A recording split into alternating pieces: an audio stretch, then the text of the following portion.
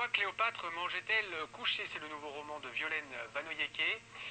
Une histoire de la table et de nos habitudes alimentaires. Eh bien, cette question et beaucoup d'autres, on peut en partie trouver les réponses au château de Chaumont-sur-Loire, car en permanence, il y a une table dressée. Alain Georges est monnaie avec Pierre-Dominique Lepé.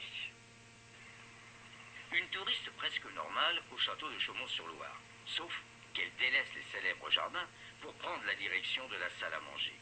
Là, une table est dressée, celle de la princesse de Broglie, avec cristallerie et argenterie. Occasion de nous rappeler que déjeuner ou dîner à table n'était pas évident. Cléopâtre mangeait couchée. Les Égyptiens anciens connaissaient déjà la cuillère, ils connaissaient le couteau, mais ils ne connaissaient pas la fourchette.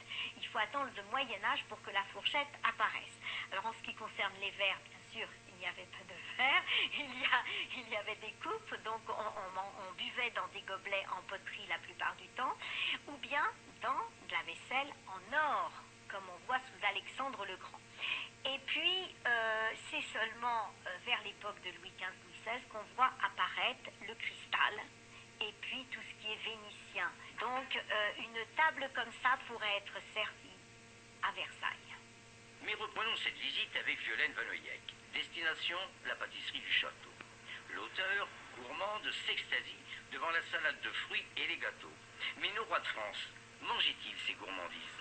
Bon, évidemment, on n'aurait pas mangé ce genre de gâteau très exactement, mais par contre, les rois eux-mêmes étaient très forts en pâtisserie. Et là, je vais vous donner l'exemple de Louis XIII, lui qui faisait lui-même ses pâtisseries, qui organisait des concours de pâtisserie et qui attribuait des notes.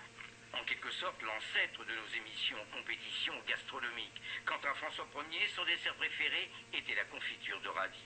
Pour le reste, allez picorer dans les 278 pages de ce sabayon d'anecdotes.